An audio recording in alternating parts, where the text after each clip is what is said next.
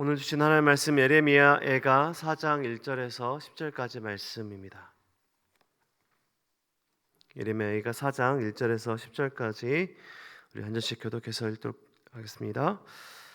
슬프다 어찌 그리 금이 빛을 잃고 순금이 변질하였으며 성소의 돌들이 거리 어기마다 쏟아졌는고 순금이 비할 만큼 보배로운 시온의 아들들이 어찌 그리 토기장이가 만든 질 항아리 같이 여김이 되었는고 들깨들도 젖을 주어 그들의 새끼를 먹이나 딸 내 백성은 잔인하여 마치 광야의 타조 같도다.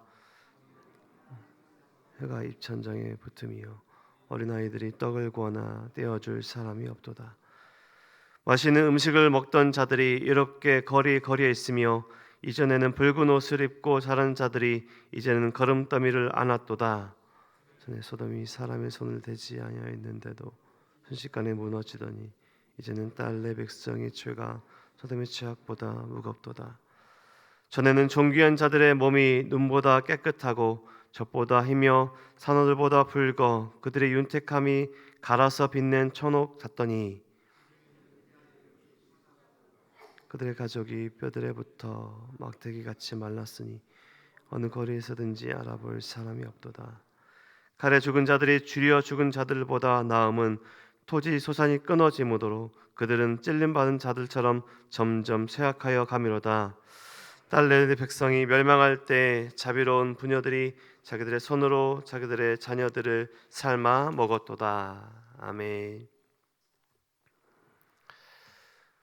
오늘도 에르미야의 본문은 히브리어로 에카, 슬프다라는 단어로 첫 글자로 시작합니다. 슬프다, 에카입니다.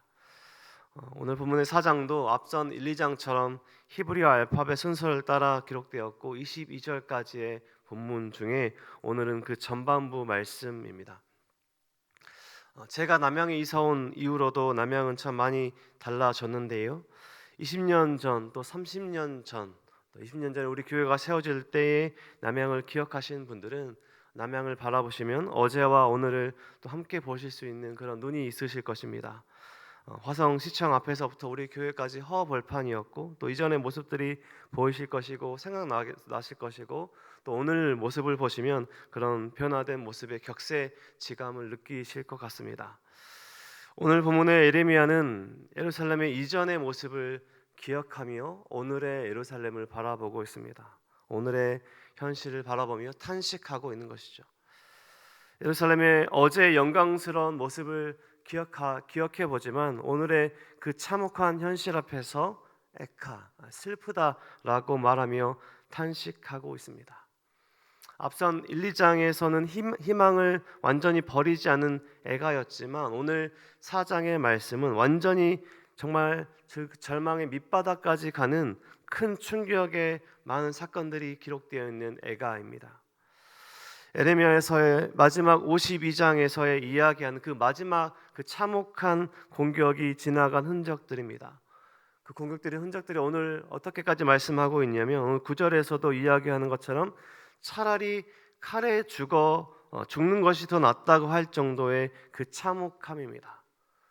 아름다웠던 도시들과 그 안에 살아갔던 사람들, 평안함과 안전함 속에서 살았던 아이들과 그 도시의 상류층들조차 그 참혹함을 피해가지 못했습니다. 왕이 끌려가고 눈이 뽑히고 있는 그런 상황이었죠. 오히려 이전의 화려한 영광과 더 대조되는 오늘의 참혹한 현실입니다. 거리의 사람들의 얼굴을 보면 숯보다 더 검고 살가죽이 뼈에 둘러붙은 그런 막대기 같은 상태입니다. 같이 그 시대를 살아갔던 에레미야도 비슷했던 모습이었겠죠. 오늘 1절부터 말씀을 한번 보십시오. 아름답게 성전에 장식되었던 금들이 탈취되었고 순금들이 변질되었고 성전의 돌들은 떨어져 거리에 굴러다니는 그런 황폐한 모습들이 그려지고 있습니다. 지금도 전쟁이 일어났을 때 가장 큰 피해를 직접적으로 입을 대상들은 아마 아이들과 여성들일 것입니다. 건장한 성인 남성들도 전쟁이 일어나서 어떤 상황들을 겪거나 며칠을 굶거나 군대의 공격을 피하는 것이 결코 쉬운 일은 아닐 텐데요. 특별히 어린 아이들, 아무런 판단 능력이 없고 그냥 끌려가야 하는, 그냥 그 상태에 방치되어야 하는 아이들이 있는 것이죠. 3절 말씀에서도 보시면 그 전쟁통에도 들깨들은 그들의 새끼들을 돌보고 있는 그런 모습인데, 그 예루살렘 안에서의 상태는 부모를 잃을 어린 아이들이 방치되고 굶어 죽고 가고 있습니다. 욥기 39장 13절 14절 말씀에도 보면 타조 이야기를 하는데요, 타조의 어떤 그 습성을 말하고 있는 것이죠. 타조가 사막과 같은 황폐한 곳에 살면서 이 낳은 알을 흙 속에 버려두고 다른 곳으로 가버리는, 다른 곳으로 이동하는 이 타조에 빗대어서 자식들을 돌보지 않은, 아이들을 돌보지 못하는 예루살렘의 참담한 그 상황을 묘사하고 있습니다. 전쟁과 기근으로 어린 아이들이 허기와 갈증으로 죽어가고 있지만 그 누구도 아이들을 돌봐주지 않는 극단적인 잔인한 상황을 직면해 있는 예루살렘의 오늘의 모습인 것이죠. 에레미야가 이미 예언한 그런 날들입니다. 에레미야서 보면 계속해서 이러한 날들에 대해서 이야기하지 않습니까? 에레미야 11장 22절에서는 이렇게 하나님께서 말씀을 전하시기도 하셨습니다. 만군의 여호와께서 이와 같이 말씀하시니라. 보라, 내가 그들을 벌하리니 청년들은 칼에 죽으며 자녀들은 기근에 죽고 남는 자가 없으리라. 이런 말씀들이 계속해서 에레미야서에서 있었습니다. 에레미야는 계속 이런 하나님의 말씀을 전했던 것이죠. 에레미야는 하나님의 말씀을 전했을 뿐만 아니라 하나님께서 말씀하신 그 재앙을 함께 그 한복판에서 함께 당하고 있습니다. 오늘의 에레미야가 바라보고 있는 예루살렘의 현실은, 오늘의 예루살렘은 차라리 칼에 죽는 것이 나을 만큼 약탈과 살육으로 참담한 그 참혹한 오늘입니다. 일상의 모든 것이 무너졌습니다. 인간관계의 모든 것이 무너졌습니다. 우리가 알고 있는 그 평범함과 보통의 관계들이 무너진 오늘입니다. 평범한 일상이었다면요, 평화의 때였다면 자신을 희생해서라도 아이들을 지켰을 어머니들이 오늘 10절 말씀 보십시오. 극단적인 굶주림으로 자기 자식들을 삶아먹는, 어떻게 말로 표현할 수 없는, 상상할 수 없는 끔찍한 고통과 절망의 순간입니다. 10절 말씀에 딸 내 백성이 멸망할 때 자비로운 부녀들이 자기들의 손으로 자기들의 자녀들을 삶아 먹었도다. 어머니들이 자기 자녀들을 삶아 먹는 끔찍한 이야기들이 기록되어 있는 오늘의 모습입니다. 대체 어떤 극단적으로 상황에 내몰려야 자기 자식들을 삶아 먹는 데까지 갈 수 있을까요? 이전에 하나님께서 내리신 불로 심판을 받았던 소돔이 차라리 나았을 것이다 라고 말할 만큼 이스라엘의 오늘의 죄와 그 결과가 너무나 크고 참혹합니다. 불순종의 그 모든 죄의 결과가 너무 참혹한 오늘인 것이죠. 예루살렘의 이전의 영광을 기억하는, 성전이 어떤 모습이었고 예루살렘이 이전의 영광스러운 모습이 어떤 모습이었던 것을 기억하는 에레미야에게 이전의 영광스러운 모습들, 오늘의 참혹함이 겹쳐 보이는 안타까운 애가입니다. 빛나던 영광을 잃어버린, 빛을 잃어버린 예루살렘의 오늘의 모습입니다. 그 모습을 바라보며 슬프다 노래하고 있는 에레미야의 애가입니다. 에레미야는 오늘도 슬픈 노래, 탄식의 노래를 부르고 있습니다. 아이고 아이고 하면서 장송곡 탄식하고 있습니다. 하나님이 떠난 예루살렘, 이스라엘의 모습입니다. 계속해서 우리가 듣고 보고 있는 예루살렘의 모습은, 심판당한 이스라엘의 모습은 하나님이 떠난, 하나님이 없는 인생의 모습이기도 합니다. 하나님이 없는 오늘의 인생의 모습이기도 하고 또 심판당할 인생의 모습이기도 합니다. 이 땅에서 잠깐의 영광을 누리는 것 같지만 하나님과 연결되어 있지 않은, 하나님과 함께하지 않은, 하나님이 없는 인생의 마지막 모습, 슬픔과 애통만 남을 심판받을 모습이기도 합니다.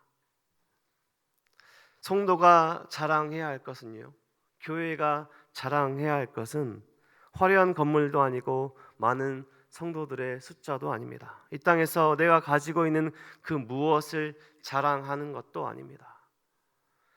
하나님의 말씀을 날마다 기쁨으로 묵상하고 하나님께서 원하시는 나의 삶의 모습, 비전, 사명을 발견해 가며 하나님을 자랑하는 것, 우리를 구원하신 하나님의 은혜를 감사하는 것이 오늘 하나님과 동행하는 성도가, 우리 교회가 남겨야 할, 자랑해야 할 것입니다.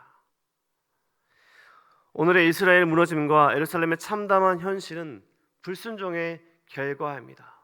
계속해서 돌아오라는 하나님의 말씀을 무시하고 계속해서 우상의 멸망의 길로 나아간 이스라엘의 죄의 결과입니다.